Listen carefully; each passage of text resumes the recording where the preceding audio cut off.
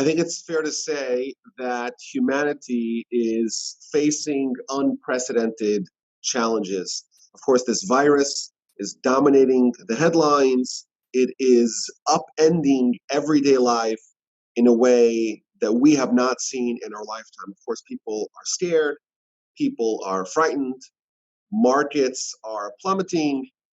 As parents of, thank God, 6 children, we know the schools are closed, the kids are home, and of course, this ripples all over society.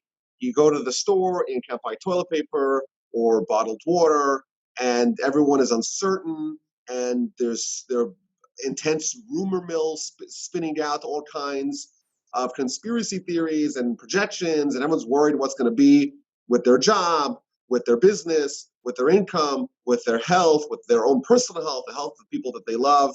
It's a very uncertain, chaotic, frenzied, and frankly frightening time. So what I wanted to do is I wanted to examine maybe a Torah angle of this subject. And I think the way I'm going to structure it is that we're going to start from the more conceptual aspects of plagues, of quarantines, of lessons that maybe we could draw from this time and this experience that we are going through together collectively as a species, and kind of move from the conceptual to the practical. And the most basic insight I think that I want to convey is that in Torah, we're trained that when something happens to us, it's a message from God. We talk about this virus as this kind of venom or poison or infiltrator, this agent that's wreaking havoc in the world around us. But we are trained to view this virus as an agent of God, almost as if the Almighty is taking this agent, sending it to the world, taking this virus, sending it to the world, making it influence everyone to try to send a message. And therefore, I think our duty is to try to accept the message, try to absorb the message, try to decipher and decrypt the message, and try to figure out what's the lesson for us, what do we need to take away, what is the message that the Almighty is sending us, and how are we supposed to act now thanks to this new message.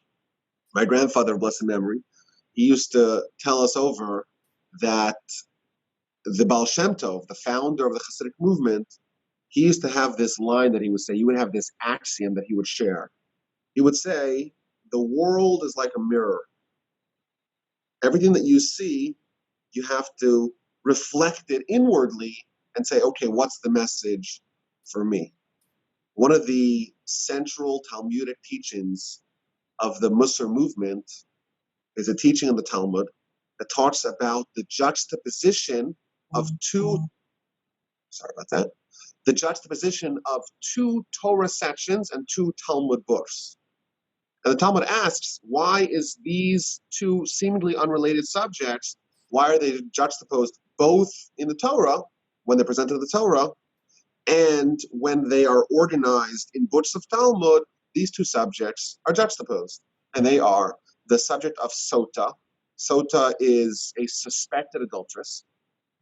And the subject of a Nazir is someone who accepts upon themselves a vow, typically for 30 days, to refrain from drinking wine or any grape derivatives, and to refrain from coming to contact with dead people, and to not cut their hair. Two very different, ostensibly, two very different subjects. And the Talmud says that there is a reason for this juxtaposition, namely that haroeh sota b'kol kula. If someone witnesses a sota, a suspected adulteress, in her disgrace, yazir atzmo min hayayin. They should abstain themselves from wine, i.e., they should make themselves into a nazir. Meaning, when you see suffering, when you see spiritual decline around you, that is a message. And the message is to you, I have to take steps, I have to ensure that this doesn't happen to me. My being privy my witnessing something happening to someone else is a lesson, is a message to me. And I think we could safely say that there's messages for all of us, for all of humanity, with the events that are surrounding us and the events that are dominating the news. Of course, we know the idea of 6 degrees of separation. Invariably, everyone's going to know someone that is afflicted with this terrible disease, with this terrible virus. And of course, the closer it gets to home, the more intense the message is, and the more we need to have this, and the more we need to have this self-reflection to say, okay, what should I take away from what's happening around us? So what I wanted to do, is there a question? Sorry, I heard some noise. There's a question? Okay. So what I wanted to do is I wanted to analyze plagues and quarantines and lockdowns in Torah literature to see what is the message that the Torah presents to us in the event of a plague or a sequestration or a lockdown or a quarantine. And by way of introduction, I want to examine the first, I would say, quarantine. Maybe that's not a great word, but the first sequestering on record, namely what happened in the book of Genesis with Noah in the episode of the flood. So we all know the story. People, humanity starts to devolve, and there's one righteous person, Noah, and his family, his 3 sons, and his wife, and his 3 daughters-in-law. And he spends many decades building this gargantuan boat, the ark, and it starts raining, and there is a deluge, and the world is destroyed, while Noah and his family, they find refuge. They find salvation in the ark around for around a year, and the world around them is destroyed.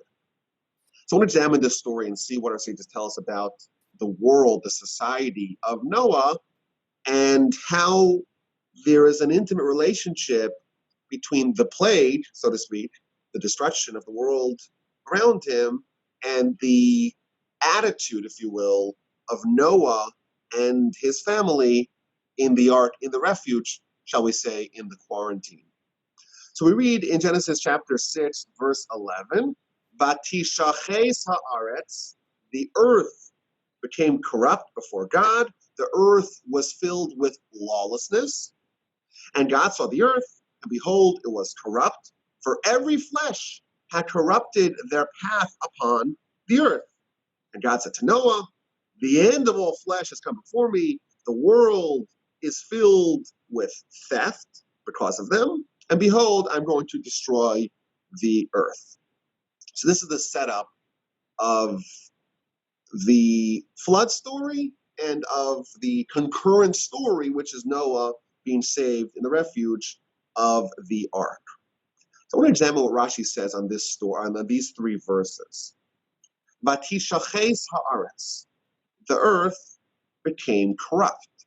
Of course, the Torah, or the words of the Torah, are a little bit ambiguous as to what is the nature of this corruption. Just as they became corrupt. Well, what does that exactly mean? So Rashi tells us that it means 2 things. Number 1, erva. Erva means sexual deviancy. And number 2, avodah zarah, which means idolatry. And Rashi brings scriptural evidence that this word, vatishaches, that the land became corrupt. The word corrupt in this context is reference to those sins of sexual deviancy and sins of avodah zarah, of idolatry. And the verse concludes, Vatimale haaretz chamas, that the world was filled with chamas, with lawlessness. What does that mean? Says Rashi, gezel, theft. So what our sages are doing, they're identifying the 3 sins that cause the destruction of the generation of the flood. Again, they are sexual sins, idolatry, and theft. And the verse goes on to say, Rashi goes on to explain that all flesh was corrupted. What does it mean, all flesh? It wasn't only humans, it was also animals. Animals also have flesh, and therefore the corruption was so pervasive that the effects actually rippled out and cascaded outward and affected the animals as well. And finally, God says to Noah, you come and you're going to build the ark because I'm destroying the world around us. And there's the obvious question. Wait a minute, if Noah's righteous and he's not sinful, and the people around him are sinful, and therefore they're going to be destroyed, why does Noah need to build the ark? After all, the people that are sinners, the people that have done these various sins, they're the ones who are going to get punished. Noah's righteous, and therefore he should not be subject to any ensuing plague that results of the sins of the sinners around him. He, after all, is righteous. So the answer to that question we find again in Rashi. Rashi says, whenever you find, this is quoting from the Midrash from the sages, whenever you find sexual deviancy and idolatry, a plague descends upon the world and kills both good people and bad people. It kills both righteous people and wicked people. It kills the tzaddikim and it kills the sinners. It's totally indiscriminate. And therefore, yes, Noah, you're righteous. If the whole world was like you, there wouldn't be a plague at all.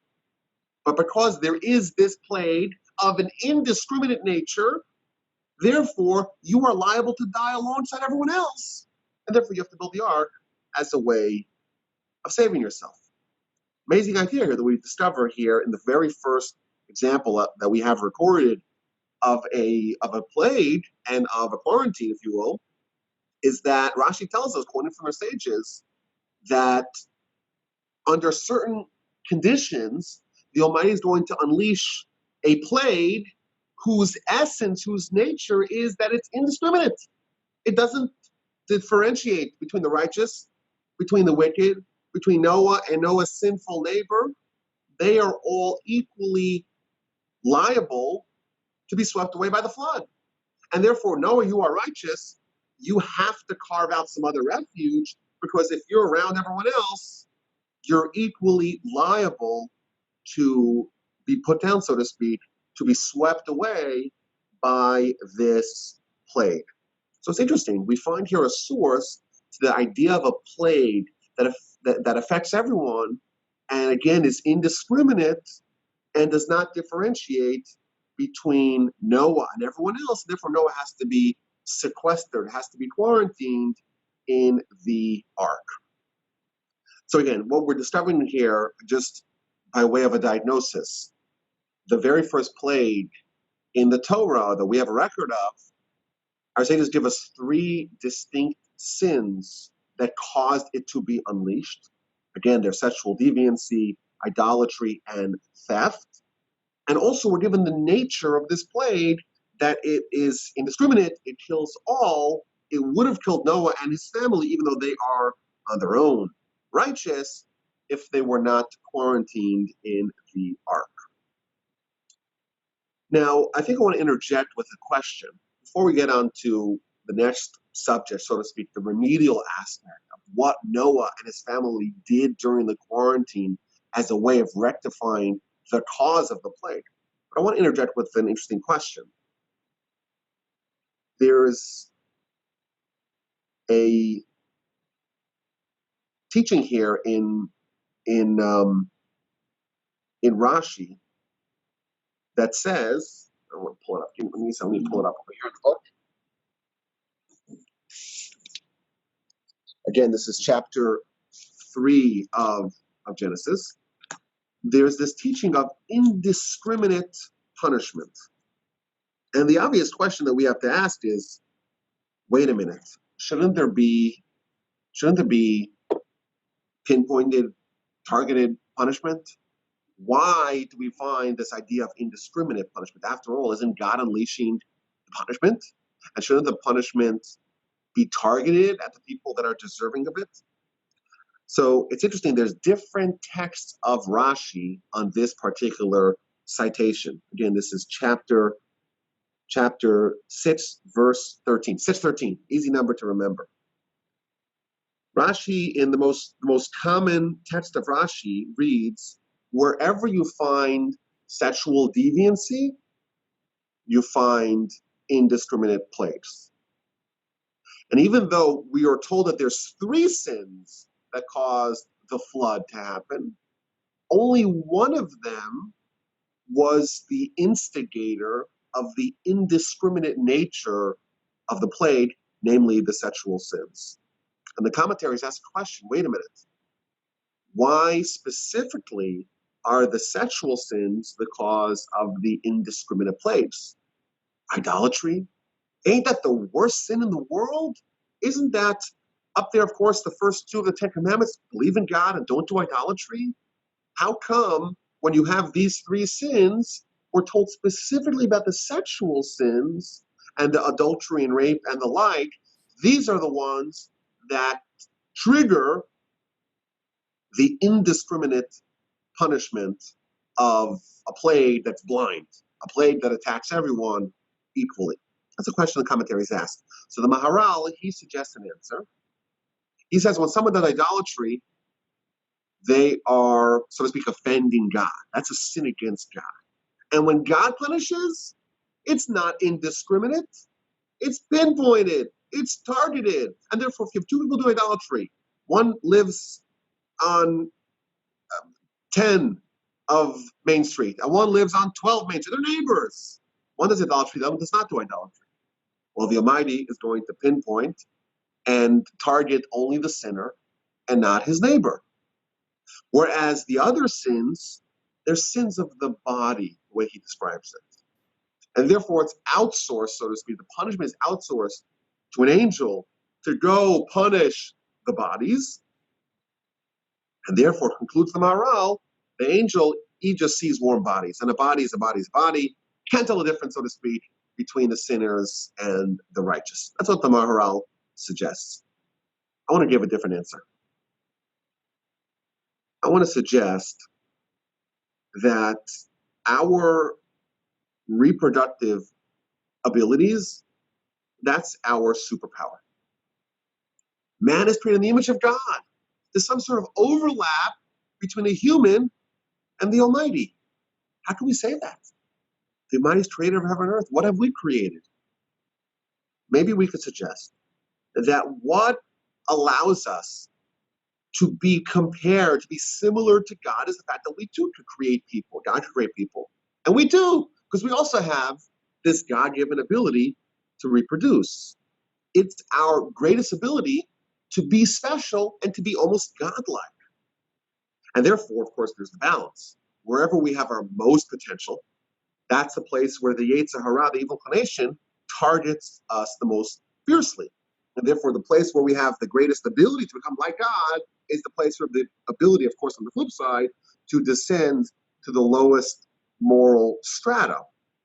The first mitzvah that the Jewish people are given, Abram is told to circumcise. And it's interesting, the very location, the nexus of what makes us special, what makes us like God, we're told, make sure that you consecrate it for God, you use it properly, you take what we have that makes us special and unique and powerful and use that for a mitzvah. What happens when people corrupt what makes them unique? When people take their ability to create the greatest legacy that they could possibly create, to really make a stamp on the world, to really disseminate their individuality. When someone does that, it corrupts that. They're taking what makes them unique and different and individual, and they're causing that to be commoditized almost, if you will. It caused them to be undifferentiated as a human. And therefore, there's a tit for tat. We know whenever the Almighty punishes us, it's always going to be reflective of the sin that caused us to be punished. When someone has a sin of this nature, the plague that's unleashed is going to be reflective of that nature. This is a sin where people are discarding, are not properly valuing the ability that makes them unique. And therefore the plague itself is reflective of that, and it also doesn't recognize people's uniqueness. When someone chooses to disregard the ability that they have to be the most unique thing, to be different than everyone else, to be special, to be like God, when you disregard that, then a plague is unleashed that too is blind and doesn't differentiate between people. So here we have the setup of the story of Noah. We have a selection of sins, 3 different kinds of sins that are unleashing a very unique punishment that's really unparalleled in Jewish philosophy. We of course believe that the Almighty judges everyone in accordance to their behavior. And here we see something unusual, that there's going to be a plague that's indiscriminate, that doesn't differentiate between the righteous and the wicked, and Noah himself is on the chopping block, if not for the fact that he was able to make for himself a way to escape, so to speak, the reaches of the plague and to go into the ark. So we have the cause of the plague, and now we're going to transition to the solution or the remedy. How does Noah and Noah and his family, how do they remedy that? What is their responsibility? What is the work that they need to do? What's necessary for them? What's on their agenda during the ark? It's going to be exactly targeted at counteracting the causes of the plague themselves.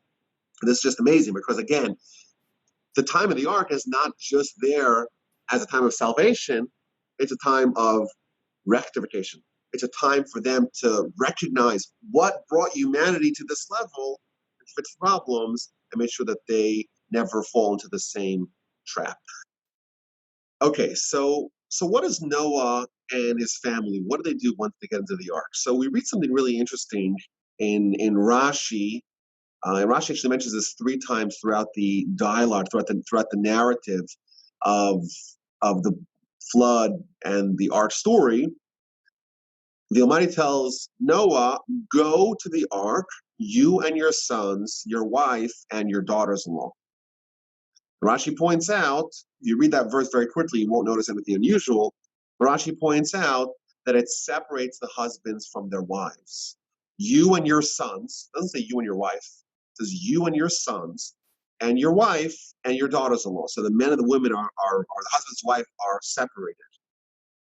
And again, when they actually go in, they go in separately. And then when they leave, the way it's presented, leave you and your wife and your sons and your son's wife. So again, the husbands and wives are reunited. And Rashi explains, quoting from the Talmud, that over the course of this entire period of entering the ark, entering the quarantine, so to speak, and throughout the duration of the flood, there's going to be no intercourse in the ark. And as a result, we can maybe postulate that if there's going to be some sort of deviancy in matters of marital intimacy that caused the flood, they are forewarned at a time to make sure that none of that is going to be there, that's going to be present, so to speak, during the ark, during the quarantine itself. That's A. B, what was Noah and his family, what were they busy with for that whole year? So we think, hey, it's a cruise. You get to spend the whole year. You don't even go to work. You're on this big ship, and you have a window to look out and to see what's happening around you. It sounds like a dream. But we discover from the sources that actually this was the busiest year in history, because Noah, of course, had him and his family, but had all the animals with them, and he had to feed the animals at regular intervals. And in fact, Rashi actually tells us, this is chapter 7, verse 23. It says that Noah, but only Noah, he survived in the flood, him and his family. So Rashi jumps already on the question, what does it mean, only Noah? Noah. So Rashi says what it means is that Noah barely survived. This is the quote from Rashi. He survived coughing and spitting blood from the hard work from the toil of feeding the animals that he had with him. And Rashi quotes a second opinion that says that he was once a little bit late in feeding the lion, and the lion took a big swipe at him and caused him to bleed. Now, there's a midrash that says that Abraham met the son of Noah, Shem, the son of Noah, and asked him, with what merit did you survive the period in the ark? And he answered that the merit was the kindness that we did with all the animals in the ark. For the entire year, we didn't have a regular sleep pattern because there are some animals that eat in the beginning of the night, and some in the middle, and some during the day. So the whole time, they are feeding all these animals, rushing like madmen, rushing from animal to animal to make sure that every animal is fed its proper amount in its proper time. And only once, and it mentions the story, that Noah was late for the lion, and he was punished right away. So what do we see? We see 3 sins that the generation was guilty in that caused the flood to happen. And then we see that in the ark, there is this intense focus on fixing those underlying problems. Of course, idolatry. I don't imagine there was much idolatry in the ark because this miracle, of course, is going to dispel any notions of idolatry. So the experience itself was tremendously faith-building for Noah and his family. And then you have the sexual misdeeds. And then we have, again, a period of protracted abstinence from Noah and his family. And finally, we have the sin of theft, of not having concern of someone else's property, of not worrying about what someone else is going to feel when they lose their stuff. Theft, of course, is a manifestation of selfishness and lack of kindness. And then we have a whole year that all of surviving humanity is doing nothing but kindness for an entire year. Kindness to the degree that they're not even sleeping, that they're suffering tremendously because of how busy they are doing kindness with the charges that they have.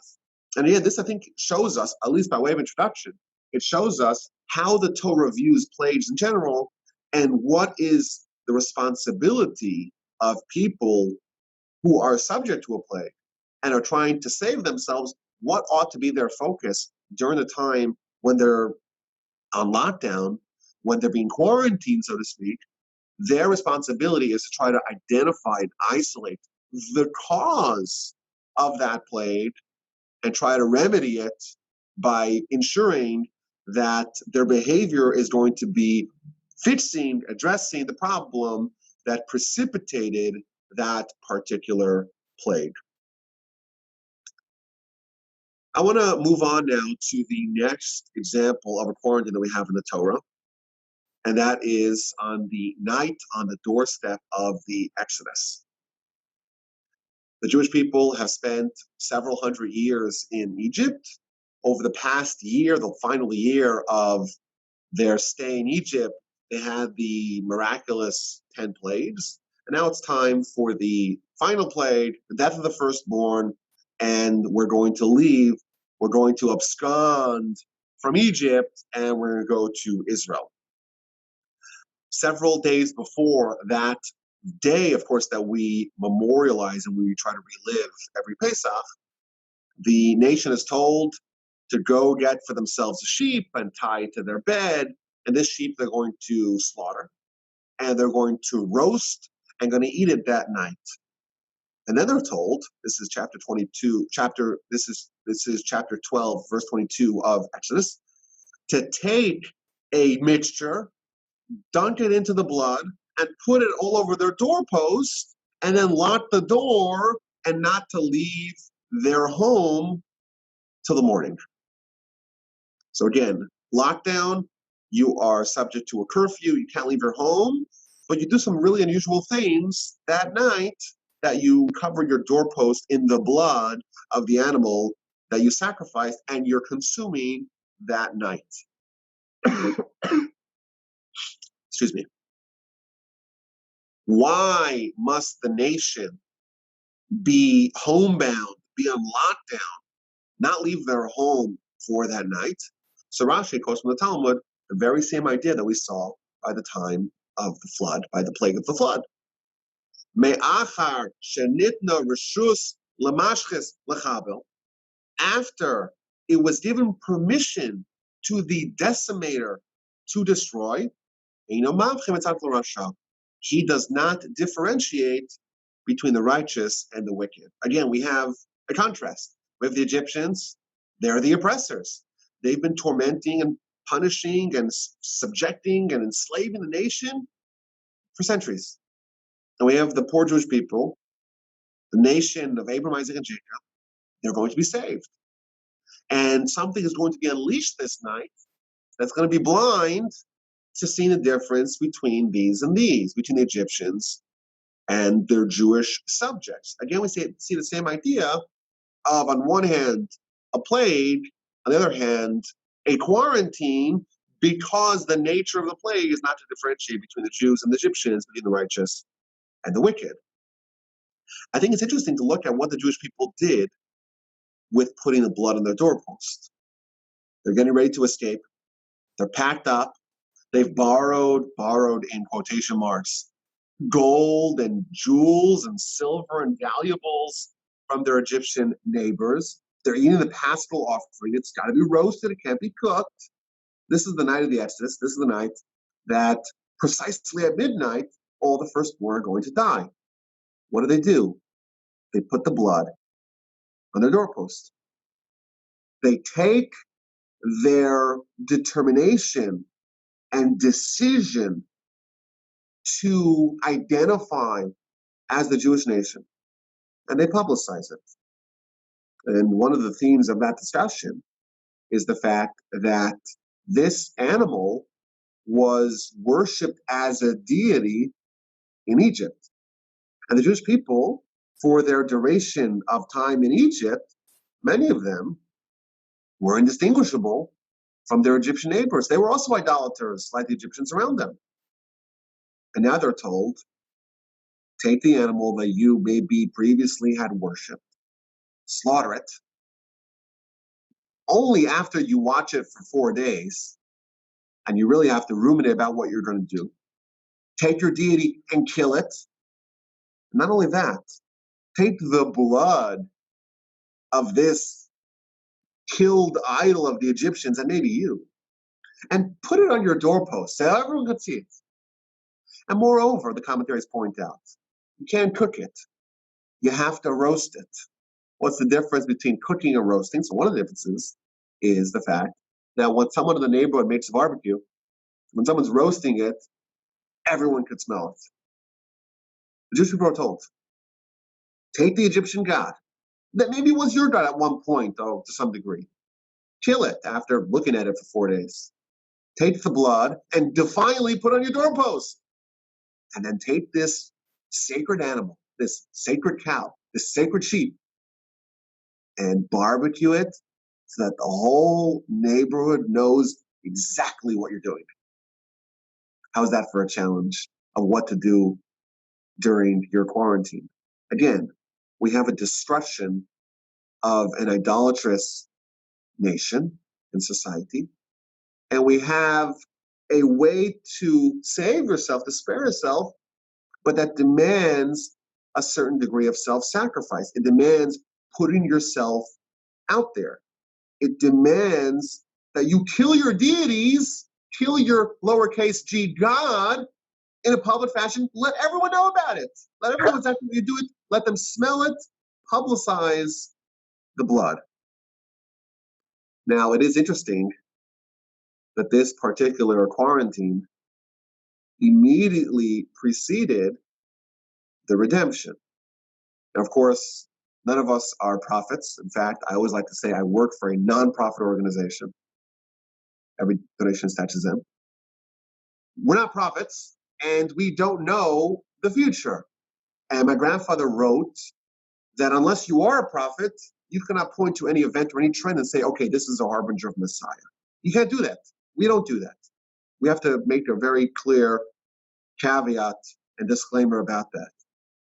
But I did see that the commentators, and this is one of the themes that is well known in Jewish philosophy, the commentators note that whatever happened in Egypt is a template for all future redemptions.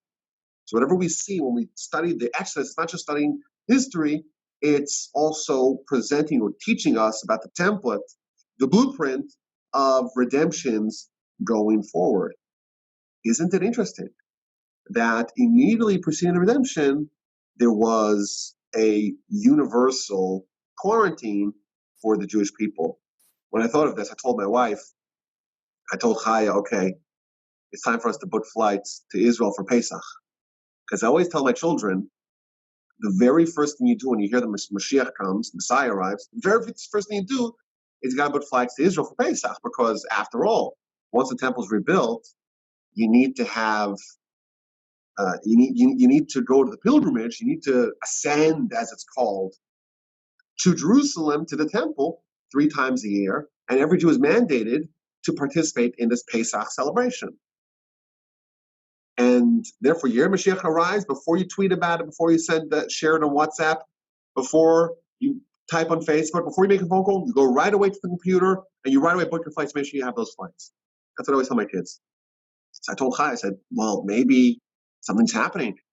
And maybe, airlines now are giving longer grace periods to cancel flights. Maybe what we should do is we should book flights to Israel for Pesach. And I said, you know what, that's a great idea. But then someone says, well, do you really think that if Messiah arrives, we're going to have a hard time finding flights? And then I posited, after all the airlines are shut down. All their capacity is being sidelined. Maybe what's actually happening is all that capacity is being reserved to send all the Jews to Israel for Pesach. I haven't yet booked the flights, but that was just some of the ideas that we have, or that I had, that, when we are told that the redemption is going to be preceded by a quarantine and we're undergoing unprecedented lockdowns, it gives you something to think about. Again, I want to make it clear, don't misrepresent what I'm saying. I don't know when Mashiach is coming, I don't know when Messiah is coming, and I don't know anything. But I just know what I shared with you, that who knows, maybe there is something there that associates quarantines with redemption. But I think it's interesting to look at what the Jews did. They weren't scared about who they are. They weren't scared about what they stand for. They took their former deities, they grilled them, and they publicized what they did. I heard a very interesting idea this past weekend, this past Shabbos, from my colleague, Rabbi Busco. He said an analogy to circus elephants. How do you train a circus elephant? These elephants are gargantuan, they're massive, all muscle. If they get mad, they could kill the whole building.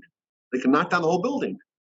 And you want him, dancing or balancing on one leg. How do you train an elephant to behave in the way that you tell them? So this is what he said. I didn't Google it, but I trust him. He said what they do is like this. When the baby elephant is really young, still strong, but not as strong as they're going to get, they take a chain and they affix it to the elephant's leg, and they put a stake deep into the ground. And therefore, the elephant tries to walk around, tries to reach stuff, and it's tugged back, and it tries harder, and it can't release itself from its chain. And therefore, even though it grows up, it becomes conditioned, becomes acculturated, becomes accustomed that whenever it feels something tugging on its leg, in its head, you can't move it. It's too hard to move. It's been trained. It's been reared. And when you feel that chain on your leg, when you feel a little tug on your leg, that's it. Your strength cannot overcome that obstacle. And even as it gets bigger and stronger, it's just reflex. Gets trained that when you feel a little tug on your leg, you could go no further. And what my colleague was saying is that that is what slavery is. Slavery is when someone cannot fathom themselves being able to overcome or being able to view themselves in a different way, that they could grow and they could change and they could overcome the limitations that they have. And of course, Pesach, the festival of Pesach that we're about to experience, and of course, that we're talking about over here in the context of plagues, Pesach is all about freedom from bondage. We were slaves and we went free. And of course, our sages tell us that this is not just a historical event, it's also a time to try to free ourselves from all the things that are enslaving us, from all the limitations that we create for ourselves. And I think when we look about how, when we witness, when we examine how the Jewish people freed themselves from their bondage, from their servitude, enslavement to the Egyptian deities, I think it's a good lesson for us as well. We are not pigeonholed to be the same person that we always were. Like the Jews in quarantine, they made a decision. And their decision was to change. Their decision was, we can become different, bigger people than our Egyptian neighbors. We can take their deities and slaughter it fearlessly. We can have pride in what we're doing, and we can display it for all to see. I think it's another angle to what is the proper attitude during a quarantine, during a lockdown, and that is not only to try to change yourself, but to kind of clinch it by being changed to the degree that you're even proud to showcase that to the world. You're not scared of what the Egyptians think. Who cares about the Egyptians? We care about the Almighty and what we stand for, and we're even willing to run the risk, so to speak, of taking our reputation and altering it for all to see and saying, okay, I'm proud of what I stand for. Look what I have on my doorpost, and smell what is grilling. General takeaways that, we don't need to have a different persona at home than we do around, out and about. Like, we're taking what we have inside our house and we're putting it outside of our house. We're putting it by our doorpost. We're putting it in a place that's public. And in general, when someone has an addiction, like idolatry was in yore, the way to remedy it is to kill it. You have to do it in a public fashion. You can't just decide or choose to do it. You have to actually do it, and you have to do something that is going to, to be a significant decision that is really going to impact you, so to speak. The Talmud talks about someone who was a addicted card player and have to kind of take their chips and flush them down the toilet, to take their heroin and just break it, and throw it down the drain, Same kind of idea. Okay. Good morning. Boker Tov. This is Tina Sachs checking in. Hi, Tina. How are you? Doing good. Next week I will be showing the picture of myself. Okay. Anyway, just an observation. Okay. I tend to, we're all watching the news these days, and in particular, the CBS Evening News has been doing this phenomenal thing, showing acts of kindness throughout the country, to the point where one of their announcers is going to do something during the week at, I think, 2 p.m. about kindness, teaching to children. And so are we not seeing what was the example on the ark starting to take place in our world, or at least in our country? Absolutely. And I think there's an element of this idea that we're sharing that's going to happen whether we like it or not. Mm-hmm.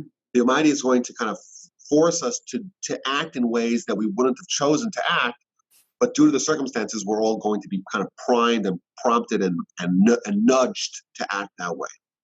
Mm-hmm. So yes, I think that there's definitely that is going to kind of unearth things almost like even without us choosing to do that. Mm-hmm. Absolutely, okay. Yes. Thank you. Rabbi, could I make another observation? Yeah, of course. I was thinking about this the other day, about the plagues. And how Yes. each plague destroyed an Egyptian god.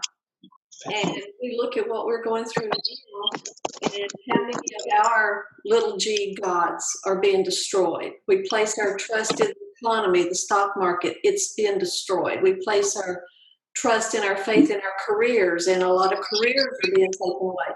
So it just parallels between the things that we could make as gods, and some people have made as gods, are being destroyed through this. I don't know if that's a valid connection or not, but it just occurred to me. Yes, I absolutely agree with that sentiment. That, yeah, for sure. There are things that, again, not our deities, but our refuges, the things that we all rely on. The stock market is it's always goes up, right? Always. That's just what we're told. And the unemployment's at 3%, and it's just the best economy we've ever had. And people are living longer, and it's just everything is so bullish and so positive. And suddenly, well, am I gonna live out the week? Well, will I have a job? Well, what's gonna be with my retirement? All those themes, all those safety nets are suddenly evaporating, and it's terrifying. But ultimately, if we have the Almighty as our safety net, we're way better off. So yes, that's a very good point. Thank you for sharing that, Sam. Moving on to the next, I guess, set of episodes in the Torah, talking about plagues and how to avoid them. I want to go to a few weeks ago. We read in Parshas Kisisa. This is chapter 30. And in this parsha, there are mentions of 2 plagues. And one of them is how to avoid plagues, and one of them is an actual plague. So the parsha begins with an instruction that when the Jewish people are counted, when there's a census, it's not done by lining up the Jews and counting them as people.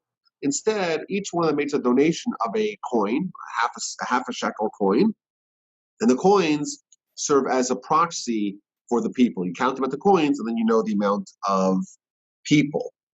But the verse, quite interestingly, says, when you count the Jewish people according to the numbers, every man shall give an atonement for his soul to God when counting them, i.e., every man should give a donation to the temple coffers as an atonement for their soul while counting them. And there will not be a plague when counting them. And there will not be a plague when counting them. And Rashi says, in the event that the Jewish people are counted by people, not by this proxy method of coins, there will be a plague. And it quotes a story in the times of David, in the book of Samuel, where the people were counted and there was a plague. So it's a really interesting idea here, the commentaries will talk about, that we're told that the methods through which we count people, that matters. And if we count them by people, there's going to be a plague. And if we count them by coins, there's not going to be a plague. Why, if we count by people, is it going to cause a plague to happen? So the commentary suggests that when I make a list of people and I just count them without discriminating at all, in effect what I'm doing is I'm equalizing.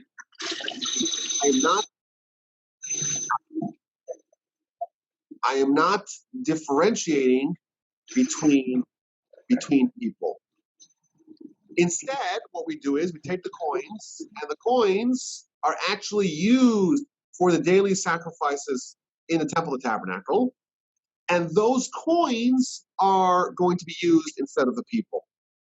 I think the idea here is going to follow along this line. As we mentioned, the essence of a plague is when people are not differentiated. The righteous, the wicked, they're equally susceptible to the plague.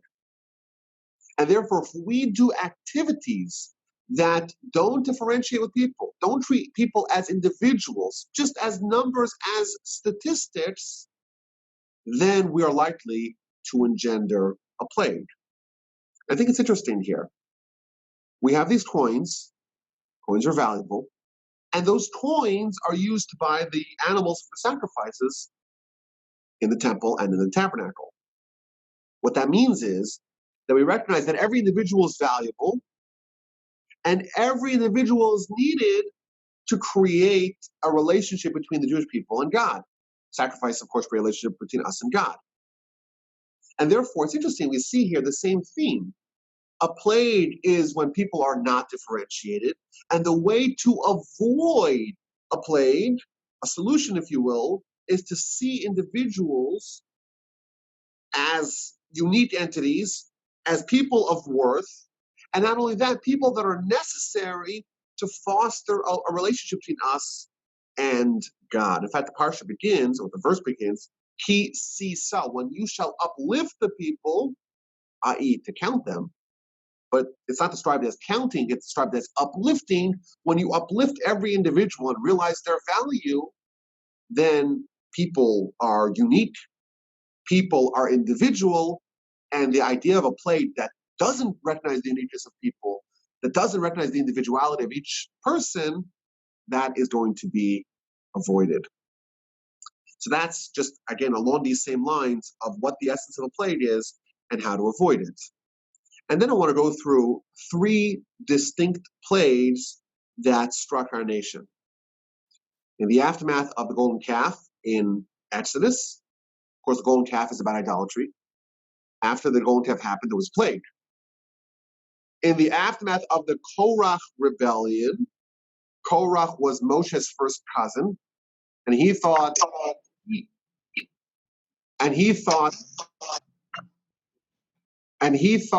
that he was worthy to lead the nation and not Moshe. So that's almost like theft. He wanted to steal. He wanted to take away unjustly, unlawfully, the stature of Moshe.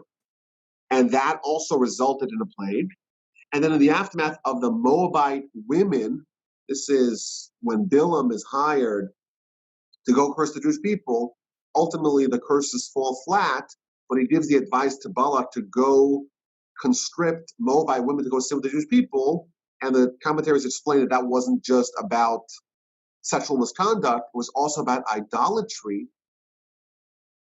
That also resulted in a plague that caused 24,000 victims, 24,000 dead.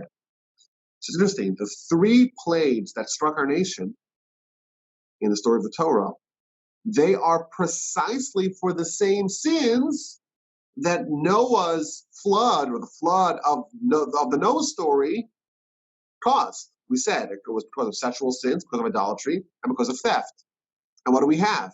Aftermath of the golden calf is idolatry. Korah Rebellion is about theft.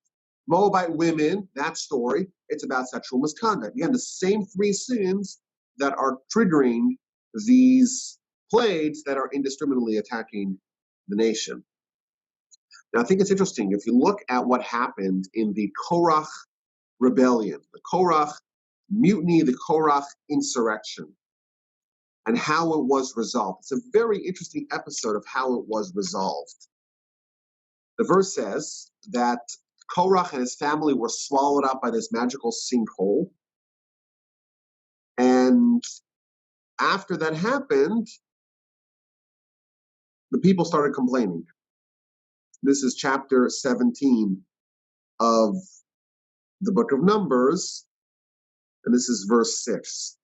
The entire assembly of Israel began to complain against Moshe and Aaron, telling them, "You have killed the people, the nation of God." And what happened afterwards? Verse 9 we read, verse 10 really. God tells Moshe, "Get away from this nation, from this assembly. I'm going to destroy them in an instant." And a plague is unleashed. And Moshe tells Aaron, grab a fire pan, put incense on it, and quickly offer incense to go save the people. So Aaron starts running, and he runs amid the nation, and the plague has already begun, and people are dying indiscriminately. And he goes precisely at the point where the plague is happening. On one side, you have the people that are dead already. On the other side, you have people that are living. And he starts offering this incense offering, and the plague stops. 14,700 dead, and the plague stops thanks to the Torah, thanks to the offering of the incense. Now Rashi tells us the backstory of this revelation. How did Moshe know that the way to stop the plague was via the incense? And he tells us that the angels, when Moshe came to heaven and Moshe got the Torah, initially the angels were quite hostile to Moshe. But ultimately they kind of liked him. And each angel gave Moshe a gift. What did the angel of death give Moshe? He gave him an insight that plagues are stopped by Ketores. Plagues are stopped by the incense offering. In fact, the sages record a dialogue. Aaron comes to the plague site and he starts offering the incense, and the angel's like, no, what are you doing? You're stopping me. I need to continue, go killing everyone. And Aaron says, well, Moshe sent me over here to go stop the plague. And the angel of death says, well, God sent me to go unleash this plague. And therefore, my sender, so to speak, is greater than your sender. So Aaron responds to the angel of death. Well, Moshe wouldn't tell me to do this unless God told him to send me. And therefore, I'm coming from God as well. And you know what? If we have a question, let's go to God and Moses and have them mediate this dispute. But anyhow, ultimately, the Ketores, the incense offering, stopped the plague. And this is, of course, the secret that the angel of death gave Moshe when he was in heaven. Now, the question I want to pose is, why is the Ketores, why is that the antidote for plagues? I want to suggest an answer. The Ketores is a list of 11 ingredients, actually mentioned in Parshas Kisisa, the original that we read about it. 11 different ingredients that are mixed together and create this incense that are burned on the altar. And the resulting wafting aroma was incredibly beautiful. So much so, the Talmud tells us that no one in Jerusalem would ever need to wear any perfume because the smell, the intense aroma of the Ketores made everything smell beautifully. The sheep, the goats of Jericho were sneezing as a result of the beautiful smell that was happening from Jerusalem. Now, parenthetically, our sages tell us that one of the ingredients of the Ketores, the chalbana, actually had a rancid smell. It smelled terribly. But when it was put together with all the other ingredients, the totality of this cocktail was beautiful. And our sages tell us what that means is that when the Jewish people are praying, when the Jewish people are fasting, well, we cannot disregard, we cannot ignore the sinners. We have to bring the sinners, i.e. the chalbana, i.e. the Jews that don't smell good, so to speak, bring them to join us, and the whole nation has to be united. The idea is, the Ketores reminds us that every single Jew is valuable. Every single Jew is necessary. Every single Jew is salvageable. Even the Jew that smells bad, so to speak, even the chalbana, it's needed for the Ketores. You cannot have a Ketores without a chalbana. Every Jew is part of this team. Everyone is a necessary individual. The plague happens when we don't recognize that people are individuals. We don't recognize the indispensability of every individual. And the Ketores reminds us of the exact opposite, that even the people that smell terrible have a rancid, putrid, disgusting, terrible smell. Even those people, we need them for the Ketores. Even those people are salvageable. Even those people are necessary. If we don't have the chalbana, we don't have the Ketores. When someone has that recognition, everyone's needed, everyone's valuable, that the Almighty does not put someone on this earth unnecessarily, that is the antidote for the plague. I want to kind of transition to the more practical ways of implementing some of these ideas. Practical things to think about and to work on during this lockdown period. We know that the markets got absolutely hammered, and everyone's 401ks dropped. Everyone's retirement are now suddenly in jeopardy. A lot of people lost a lot of money, unless you invested in like Zoom, which apparently went through the roof, or other, maybe the grocery stores did well. But anyhow, the economy is really suffering. And of course, the traders and the investors know that this is actually an opportunity. This is a sale. And everyone's trying to figure out where's the bottom of the market. You can buy tons of stocks and equities and investments, and once the market rebounds, you'll make a lot of money. And I think that's happening in the... Good to see you, David. Thanks for coming. Thanks for joining us. That's happening in the markets, but it's also happening in the spiritual markets. Spiritual greatness is on sale. Spiritual greatness, we're at the bottom. We're at the nadir of the spiritual world. Things are on sale, and there's opportunities for us to achieve greatness on the cheap. I want to tell over some stories that talk about how great people step up in times of epidemics and outbreaks and quarantines and the like. The great Rabbi Israel Salanter, who was one of the greatest Jews of the 19th century, in 1848 in Vilna in Lithuania, there was a cholera epidemic.